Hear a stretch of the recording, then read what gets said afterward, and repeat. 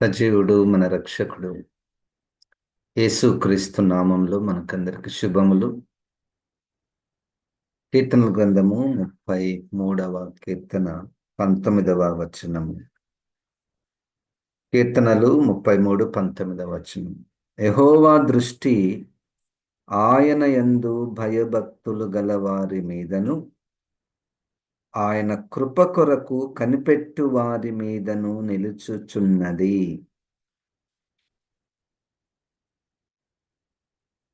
రెండవ భాగము, యెహోవా దృష్టి ఆయన కృప కొరకు కనిపెట్టు వారి మీదను నిలుచుచున్నది.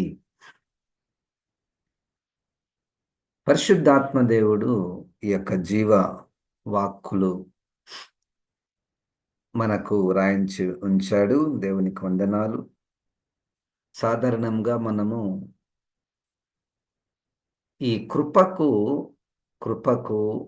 వేరుగా వాడబడినటువంటి మాట ధర్మశాస్త్రము. ధర్మశాస్త్రము అంటే అది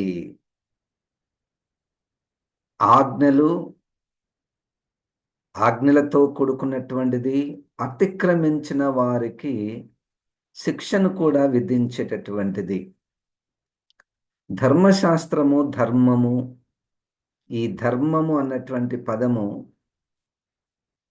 రకరకాలుగా ఆయా దేశాలను బట్టి మారుతూ ఉంటుంది.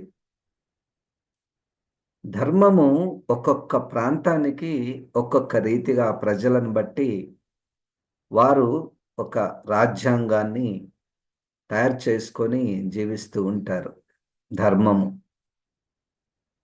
ధర్మశాస్త్రము మనము క్రైస్తవ భాషలో ధర్మశాస్త్రము అన్నటువంటిది దేవుడు ఇశ్రాయేలీయులకు సీనాయి పర్వతం మీద ఇచ్చినటువంటిది ధర్మశాస్త్రముగా మనము గుర్తిస్తాము. ఆ ధర్మశాస్త్రము కన్నుకు కన్ను, పన్నుకు పన్ను అని, అంటే దాన్ని మీరితే శిక్ష విధించేదిగా కనబడుతుంది. ఇప్పుడు ఆ ధర్మశాస్త్రానికి వేరుగా అంటే అది కాకుండా ఇంకొక పదము వచ్చింది. అదేంటంటే కృప. ఈ కృప, ధర్మశాస్త్రము, కృప. ధర్మశాస్త్రము వలన ఏ మనుష్యుడు కూడా నీతిమంతుడుగా తీర్చబడడు. ధర్మశాస్త్రం ద్వారా ఏ మనుషుడు కూడా తీర్పు తీర్చబడడు. ఇక్కడ పాఠం ఏంటంటే ఈరోజు కృప కొరకు కనిపెట్టుకొని ఉండుట. కృప కొరకు కనిపెట్టుకొని ఉండుట. ధర్మశాస్త్రమునకు కనిపెట్టుకొన అవసరం లేదు. ఎందుకంటే అది ఒక పుస్తక రూపంలో, గ్రంథ రూపంలో వ్రాతపూర్వకముగా లిఖించబడినటువంటివిగా, లేఖనములుగా మనకున్నాయి. అనేక ధర్మాలు ఉన్నాయి. కానీ ఇప్పుడు కృప కొరకు కనిపెట్టుకొనుట అంటే ఒకరి ప్రేమ లేదా ఒకరి దయ, ఒకరి కనికరము, ఒకరి క్షమాపణ కొరకు కనిపెట్టుకొని ఉండుట, అంటే ఆధారపడుట. ఇప్పుడు కృప అన్నటువంటి దాన్ని మనము ఏ విధంగా పరిపూర్ణముగా నిర్వచించవచ్చు? కృప అన్నటువంటిది యోహాను సువార్త 1వ అధ్యాయము 14వ వచనము.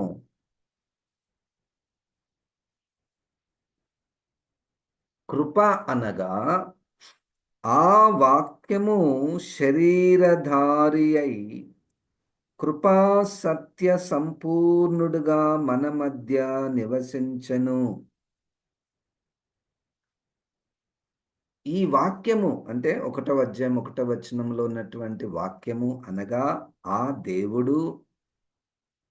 దేవుడు శరీరధారి అయి he was full of grace and truth. కృప అన్నటువంటిది మనము ఒక లక్షణము ఒక లక్షణముగా మాత్రమే చూడకుండా పర్సానిఫికేషన్ ఆఫ్ ఎనీ క్యారెక్టరిస్టిక్స్. అంటే ఈ కృపనే ఒక మనిషిగా తయారైంది. ఆ మనిషే యేసు క్రీస్తు. ఇప్పుడు మరలా 33వ కీర్తన 19వ వచనంలో కృప కొరకు కనిపెట్టుకొని ఉండుట అంటే యేసు క్రీస్తు కొరకు కనిపెట్టుకొని ఉండుట. ఎవరైతే కనిపెడుతున్నారో వారి మీద దేవుడు తన దృష్టి ఉంచి ఉన్నాడు. దేవునికి స్తోత్రం. ఇప్పుడు ధర్మశాస్త్రం ఉందనుకోండి. ధర్మశాస్త్రం అంటే ఇంక దేవునితో ఏం పని? అన్నీ ఇక్కడే ఉన్నాయి గదా! ఇక్కడ మనం జీవించడానికి, మనం బ్రతకడానికి, ఏదైనా తప్పులు పోతే శిక్షించడానికి అన్నీ మనం రాసుకొని ఉన్నాం గదా! ఏ ధర్మమైనా, ఏ ధర్మమైనా రాసుకొని ఉన్నాం. ఒకరి మీద మనం ఆధారపడనవసరం లేదు. కానీ బైబిల్ మొత్తంలో ఇప్పుడు కృప అన్నటువంటిది దేవుడు ఉచితముగా తన కృప మన మనకు ఇస్తూ ఉన్నాడు. అంటే యేసుక్రీస్తుని ఇస్తూ ఉన్నాడు. ఏంటి లాభం? నాకు కృప ద్వారా నాకేంటి లాభము? ఆ కృప అన్నటువంటి పదంలో కనికరములో లేదా దేవుడు చూచే విధానంలో, దేవుడు పిలిచే విధానంలో ఆయన కృప ద్వారా ఎఫెసీ పత్రిక 2వ అధ్యాయము 8, 9 వచనాలు. ఎఫెసీయులకు రాసినటువంటి పత్రిక 2వ అధ్యాయము 8, 9 వచనాలు. మీరు విశ్వాసము ద్వారా కృపచేతనే రక్షింపబడి ఉన్నారు. ఇది మీ వలన కలిగినది కాదు, దేవుని వరమే. ఇది క్రియల వలన కలిగినది కాదు గనక ఎవడునూ అతిశయపడ వీలు లేదు. క్రియల వలన రక్షించబడుట లేదా క్రియల వలన earning the favour of the lord. క్రియల వలన దేవుని యొక్క ప్రేమను మనము పొందుకొనగలమా? క్రియల వలన మనము రక్షించబడగలమా? కృప కొరకు కనిపెట్టుకొని ఉండుట. పౌలు గారికి ఇది చాలా బాగా అర్థమైనటువంటి మాట. అప్పటి వరకు ధర్మశాస్త్రమని, అప్పటి వరకు సంప్రదాయాలని, అప్పటి వరకు సంస్కారాలని, ఆచారాలని, అప్పటి వరకు భౌతికంగా కనిపించేటటువంటి వాటిలోనే దైవత్వం ఉందని, అప్పటి వరకు వారి యొక్క చరిత్రను బట్టి అతిశయించేటటువంటి వారుగా ఉన్నటువంటి వాడు, ఇప్పుడు మనకున్నటువంటిది ఒకటే ఒకటి కృప. దేవుని కృప ద్వారానే మనం ఏదైనా పొందుకొనగలము. అంటే దేవుని యొక్క కనికరము ద్వారానే, దేవుని కృప కొరకు కనిపెట్టుకొని ఉండుట. ఎవరి మీద దేవుడు తన దృష్టి ఉంచుతాడు, తనకు సహాయం చేస్తాడు, ఎవరిని రక్షిస్తాడు అంటే ఎవరైతే తన కృప కొరకు కనిపెట్టుకొని ఉండుట. ఎప్పుడు ఆయన నా మీద దయ తలుస్తాడో, ఎప్పుడు ఆయన నాకు ఇస్తాడో అని ఆయన కనికరం కొరకు కనిపెట్టుకొని ఉండుట. దేవునికి స్తోత్రం. పేతురు గారు కూడా తన 2వ పత్రికలో 3వ అధ్యాయములో 18వ వచనము. 2వ పేతురు పత్రిక 3వ అధ్యాయము చివరి వచనము. మన ప్రభువును రక్షకుడునైన యేసు క్రీస్తు అనుగ్రహించు కృపయందును జ్ఞానమందును అభివృద్ధి పొందుడి. ఆయనకు ఇప్పుడును యుగాంతముల వరకును మహిమ కలుగునుగాక. మీరు అభివృద్ధి పొందుడి. ఏ విషయములో? యేసుక్రీస్తు అనుగ్రహించు కృప. అంటే యేసుక్రీస్తు అనుగ్రహించు కృపలో అభివృద్ధి. యేసుక్రీస్తు ఏమి తెస్తున్నాడు అంటే, మనకిస్తున్నాడంటే, ఆయన దేవుని యొక్క ప్రేమను మనకు పంచుతున్నాడు. అంటే దేవుని యొక్క ప్రేమలో అభివృద్ధి కండి. దేవుని యొక్క క్షమాపణలో అభివృద్ధి కండి. దేవుని యొక్క రక్షణలో కొనసాగి కొనసాగండి. ఇదే పేతురు గారు తన మొదటి పత్రికలో 5వ అధ్యాయములో 10వ వచనం నుండి, తన నిత్య మహిమకు క్రీస్తునందు మిమ్మును పిలిచిన సర్వకృపానిధియగు దేవుడు. ఎవరు? సర్వకృపానిధి అంటే కృపతో నిండినటువంటి, సమృద్ధి కలిగినటువంటి, ఐశ్వర్యము కలిగినటువంటి దేవుడు, కొంచెము కాలము మీరు శ్రమపడిన పిమ్మట తానే మిమ్మును పూర్ణులుగా చేసి స్థిరపరచి బలపరచును. యుగ యుగములకు ప్రభావం ఆయనకు కలుగునుగాక. ఆమెన్. మిమ్మును హెచ్చరించుచు ఇదియే దేవుని సత్యమైన కృప అని సాక్ష్యము చెప్పుచు సంక్షేపముగా వ్రాసి మీకు నమ్మకమైన సహోదరుడని నేనెంచిన సిల్వాను చేత దీనిని పంపుచున్నాను. ఈ సత్య కృపలో నిలకడగా ఉండుడి. ఈ కృపలో, ఈ సత్యమైన కృప ఏంటి? సత్యమైన కృప అంటే దేవుని యొక్క ఒక సహాయం మనకిక్కడ కనబడుతుంది. 10వ వచనంలో, క్రీస్తునందు మిమ్మల్ని తన నిత్య మహిమకు క్రీస్తునందు మిమ్మల్ని పిలిచిన సర్వకృపానిధియగు దేవుడు, కొంచెము కాలము మీరు శ్రమ పడిన పిమ్మట తానే మిమ్మును పూర్ణులుగా చేసి స్థిరపరచి బలపరచును. ఆ చివరి మాటలలో నన్ను నేను చూసుకుంటే, పూర్ణులుగా చేసి, ఇప్పుడు నా స్థితి ఏంటి? పూర్ణముగా ఉన్నట్టా? పూర్ణులుగా చేసి అంటే పర్ఫెక్ట్‌గా చేసి. నా స్థితి అది కాదు. నీ స్థితి నువ్వు చూసుకో. రెండవది, స్థిరపరచి. స్థిరపరిచి, అది నా జీవితంలో ఎంత స్థిరత్వం ఉందో, చాలాసార్లు పడిపోయిన స్థితి, అదే విషయంలో పడుతున్నటువంటి స్థితి, కొంచెం కాలం నిలబడినటువంటి స్థితి, కొంచెం కాలం పడినటువంటి స్థితి. అంటే ఇప్పుడు ఈ స్థిరపరిచనటువంటిది నాకు ఇంకా జరగలేదు. మూడవది, బలపరచును. అంటే దేవుని యొక్క స్టాండర్డ్స్‌తో మనం పోల్చుకుంటే మన యొక్క బలము, మన పూర్ణస్థితి, ఆ! మనము స్థిరముగా ఉండుట, మనము బలముగా ఉండుట, అది ఇంకా జరగలేదేమో. అయితే ఈ సర్వకృపానిధియగు దేవుడు తన క్రీస్తునందు తన నిత్య మహిమకు మనల్ని పిలిచాడు కాబట్టి, ఒక్క పదం చూడండి, తానే.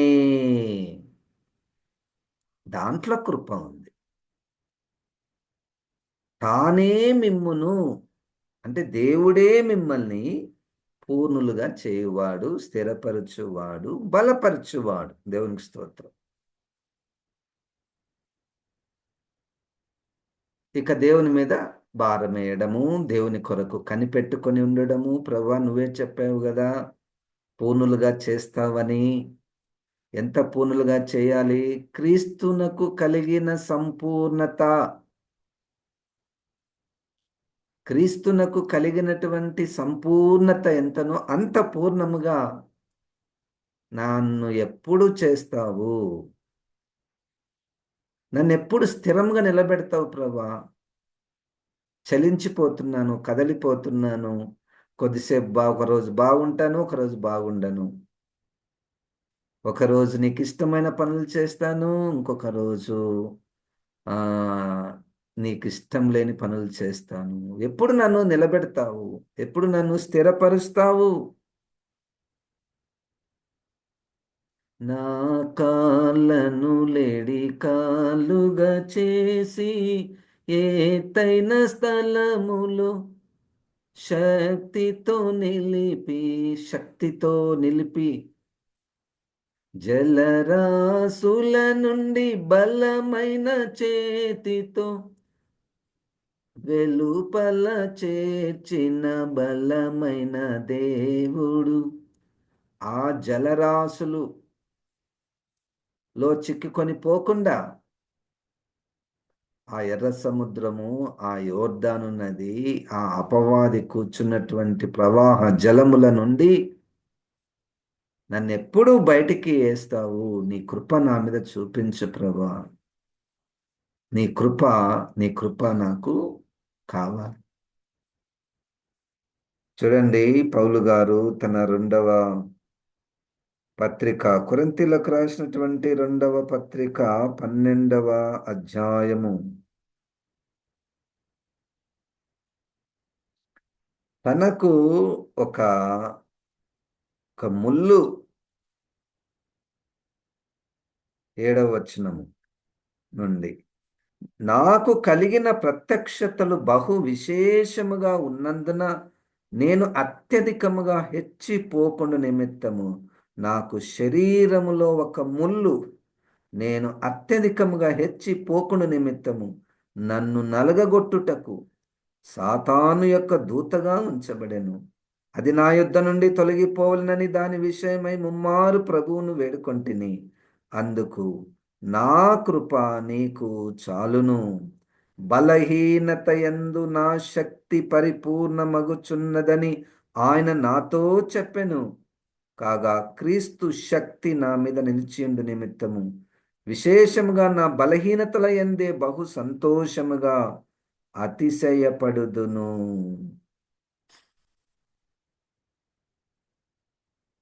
తనకు ఎన్నో ప్రత్యక్షతలు,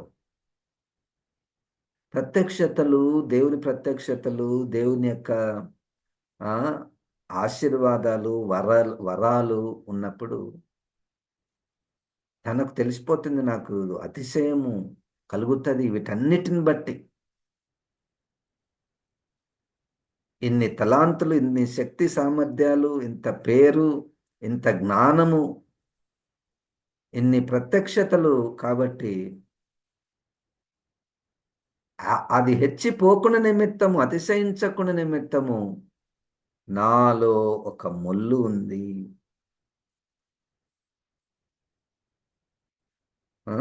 హెచ్చిపోకు నిమిత్తము నన్ను నలగగొట్టుటకు సాతాను యొక్క దూతగా ఉంచబడెను. అది నా యుద్ధ నుండి తొలగిపోవాలని దాని విషయమై ముమ్మారు ప్రభువును వేడుకొంటిని. సరే, ముళ్ళు తీసేస్తే ఏమవుతుంది? ముళ్ళు తీసేస్తే, ముళ్ళు అన్న పదంలో ఏముంది? బాధ. అది ఏ బాధనో, గుచ్చుకొనటం. ఎప్పుడు గుచ్చుకొనటం? ఏ బాధనో.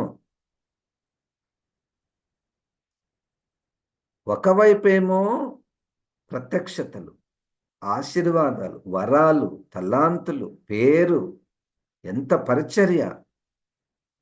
ఇంత గొప్ప వ్యక్తికి ఒక ముల్లు. ఈ ముల్లు ద్వారా ఉన్నటువంటి లాభం ఏంటంటే అతిశయము రాకుండా చేస్తుంది, అతిశయపడకుండా చేస్తుంది, గర్వము రాకుండా చేసినటువంటిది. పౌలు గారు ప్రార్థన చేస్తున్నాడు, ప్రభా ఇది తీసేయి, నాకు చాలా నొప్పి కలిగిస్తుంది, ఇదొక్కటే సమస్య ఉంది, అన్నీ బాగున్నాయి కానీ ఇదొక్కటే ఉంది. మరి అది తీసేస్తే ఏమవుతుందో తెలుసు కదా, అక్కడే జవాబు చెప్పబడింది కదా. అప్పుడు అంటున్నాడు, నా కృప నీకు చాలును. ఇప్పటి వరకు బాగానే ఉందయ్యా, నువ్వు కృప ద్వారానే జీవించుచున్నావు, కృప ద్వారానే శక్తి సామర్థ్యాలు పొందుకున్నావు. నేను నీ మీద కనికరపడే అనేక ప్రత్యక్షతలను ఇచ్చాను. నా కృప నీకు చాలును. ఉండని అది. నీ బలహీనత, సరే, ఆ ముళ్ళును బలహీనత అందను. ఆ ముళ్ళును బలహీనత. నీ బలహీనత యందు నా శక్తి పరిపూర్ణమగుచున్నది. My power works only when you consider yourself that you are weak. My power works only when you consider that you are going through some troubles. ఆ? అక్కడ నా కృప నీకు చాలును. కృప కొరకు కనిపెట్టుకొని వారి మీద ఆయన తన దృష్టి ఉంచి ఉన్నాడు. కనికరం కొరకు కనిపెట్టుకొని వారి మీద, సహాయం కొరకు ఎదురు చూచే వారి మీద ఆయన దృష్టి ఉంచి ఉన్నాడు. Living it to the lord. ముళ్ళు, బలహీనతలు, ఈ విషయములలో ప్రభా నీ కృప నాకు చాలు. అంటే నీ దృష్టి ఉంటే చాలు అన్నట్టు. నువ్వు నన్ను ఏమైనా చేసుకో, నీ దృష్టి నా మీద ఉన్నంత వరకు పర్వాలేదు. కనుక కృప కొరకు కనిపెట్టుకొని ఉండుట, ధర్మశాస్త్రాన్ని ఆధారం చేసుకొని జీవించుట. ధర్మశాస్త్రాన్ని ఆధారం చేసుకుని జీవించుటలో ఆత్మదేవుడై ఉన్నటువంటి, ఆత్మ అయినటువంటి దేవుణ్ణి మనము ప్రక్కన పెట్టే ప్రమాదము ఉన్నది. ఎప్పుడు కూడా తన కృప కొరకు, కనికరం కొరకు, ప్రేమ కొరకు కనిపెట్టుకొని ఉండుట దేవుడు కోరుచున్నాడు. పౌలు గారు తీతుకు రాస్తూ 3వ అధ్యాయములో 6వ వాక్యము, తీతు పత్రిక 3వ అధ్యాయము 6వ వచనము, మనం ఆయన కృప వలన నీతిమంతులమని తీర్చబడి నిత్య జీవమును గూర్చిన నిరీక్షణను బట్టి దానికి వారసులమగుటకై ఆ పరిశుద్ధాత్మను మన రక్షకుడైన యేసుక్రీస్తు ద్వారా ఆయన మన మీద సమృద్ధిగా కుమ్మరించెను. కృప వలన నీతిమంతులమని తీర్చబడి, కృప వలన, క్రీస్తు వలన. కృప అంటేనే క్రీస్తు. కృప అంటేనే క్రీస్తు. ధర్మశాస్త్రాన్ని పట్టుకొని నేను నిన్ను తీర్పు తీరుస్తాను నే అని యేసుక్రీస్తు రాలేదు. క్షమించడానికే, కనికరించడానికే, మన బలహీనతలను ఎరిగినటువంటి వాడు యేసుక్రీస్తు ఒక పరిశుద్ధుడుగా వచ్చి పాపులను రక్షించడానికి రక్షించడానికి అన్న విషయంలో మన స్థితి ఏంటో, మన స్థితికి కారణం ఏంటో బాగా ఎరిగినటువంటి వ్యక్తి. అంతేగాని నువ్వు పాపం చేసినావు, శిక్షించబడాలి అన్న దాంతో రాలేదు. యేసుక్రీస్తు కృపతో వచ్చాడు. మనం శరీరంలో ఉన్నామని ఆయన ఎరిగి ఉన్నవాడు. మనం లోకము బంధకాలలో ఉన్నామని అటువంటి విషయం కూడా ఆయన ఎరిగినటువంటి వాడు. మనము ఈ లోకాన్ని పరిపాలించుతున్నటువంటి ఈ యుగ దేవత మనల్ని శోధిస్తున్నాడన్నటువంటి విషయం కూడా యేసుక్రీస్తుకు తెలుసు. వీళ్ళు చేస్తున్నటువంటి పాపాలకు వీళ్ళు కాదు కారణం, వీళ్ళలో ఉన్నటువంటి ఆదాము స్వభావం అన్నటువంటిది కూడా యేసుక్రీస్తుకు తెలుసు. అన్ని తెలిసి ఓర్పు, ఇన్ని తెలిసి అరే వీళ్ళకి తెలియదు, ఇన్ని తెలిసి వీళ్ళకి ఇన్ని ధర్మాలు చుట్టబడ్డాయి, చుట్టుకొని ఉన్నాయి. మనిషికి చుట్టూ రకరకాలైనటువంటి ధర్మాలతో, లాస్తో. శరీరములో ఒక లా ఉంది, మనస్సులో ఒక లా ఉంది, బయటి సమాజంలో వస్తే ఒక లా ఉంది. సరే మనం ఉన్నటువంటి మతాన్ని మనము పట్టుకొని ఉంటే దానికొక లా ఉంది, దానికొక ధర్మం ఉంది. ఇన్ని ధర్మాలతో మనిషి కొట్టుమిట్టాడుచున్నాడు అని యేసుక్రీస్తుకు తెలుసు. తెలుసు మనం ఏ స్థితిలో ఉన్నామో తెలుసు.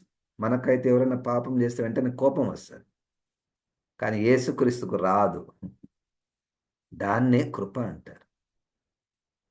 దాన్నే కృప అంటారు. కృప కొరకు కనిపెట్టుకొని ఉండుట అంటే, నా మీద నువ్వు చూస్తే చాలు ప్రభా. నన్ను చూస్తూ ఉంటే, దేవుడు నన్ను చూస్తూ ఉంటే నన్ను సరి చేస్తాడు. అట్లగాక మనల్ని వదిలిపెట్టిపోయేటటువంటి సందర్భాలు కూడా ఉన్నాయి. ఎట్లా? మాకు అక్కర్లేదండి. ఆత్మలో ఉన్నటువంటి దేవుడు అక్కర్లేదు. మాకు ఒక పుస్తకం ఉంది కదా, దాని ప్రకారం మేము అనుసరిస్తాము.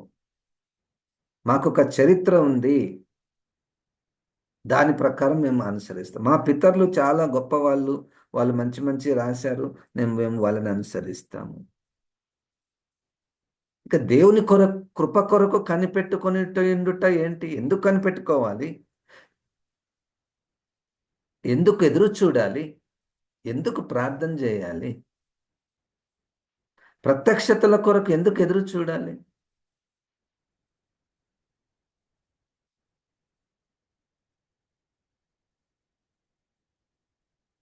దేవుడు తన ప్రత్యక్షతలను తన కృప కొరకు కనిపెట్టుకుని వారికి ఆయన దయచేయును. గనుక దేవాని కృప నాకు చూపించు. అందుకనే క్రొత్త నిబంధన అంతా తండ్రి అయిన దేవుని నుండి, కుమారుడైన యేసుక్రీస్తు నుండి మీకు కృప సమాధానము కలుగునుగాక. ఆ కృపలో ఇక ఎన్నో 2-3 మాటలే మనం చూసాం. ఇంకొక మాటలో మనము ఒక దయ మీద బ్రతకడం, అది మనకు ఇష్టం ఉండదు. మానవుల రీతిగా ఆ మాట మనం అంటుంటాం కదా, ఎవరి దయ మీద నేను బ్రతకలేను, నా అంతకు నేను జీవిస్తున్నాను, ఎంత కష్టపడుతున్నాను, రైట్. దెన్ లుక్అప్, దేవుని వైపు చూస్తే అక్కడ కూడా అదే మాట పని అవుతుందా? నాకు నువ్వేం అక్కర్లేదు, నాకంటూ శక్తి ఉన్నది, నాకంటూ జ్ఞానం ఉన్నది, నేను ఎవరి మీద ఆధారపడిన అవసరం లేదు. దేవుడు లేకుండా మనుషులు లోకంలో ఎంతో మంది జీవిస్తున్నారు కదా. దేవుడు లేనటువంటి జనులు ఎంతో మంది సుఖంగా జీవిస్తున్నారు కదా. Why should I wait upon the Lord and wait upon his grace, his mercy, his forgiveness? అది పరిశుద్ధాత్మ దేవుడే మనకు అట్టి మనసును పుట్టించి, ప్రభువా నీ కృప కొరకే కనిపెడుతున్నాం, ఆయన కృప చూపిస్తేనే మనం పరిపూర్ణులవుతామని, ఆయన కనికరం చూపిస్తేనే మనం బలపరచబడతామని, మనం స్థిరముగా ఉంటాము ఆయన కృప చూపించినప్పుడే. పరిశుద్ధాత్మ దేవుడు మనల్ని సర్వసత్యంలోనికి నడిపించునుగాక. జీవం గల తండ్రి, ఈ మాటలను మా అందరిలో ఫలింపచేయమని యేసు క్రీస్తు నామమున ప్రార్థిస్తున్నాము తండ్రి, ఆమెన్. ఇప్పుడు మన పరమ తండ్రి అయిన దేవుని యొక్క ప్రేమ, ప్రభువైన యేసు క్రీస్తు కృప, పరిశుద్ధాత్మ దేవుని యొక్క సహాయం మనకందరికి సదాకాలము తోడై ఉండునుగాక. ఆమెన్. దేవుడు మనల్ని దీవించునుగాక.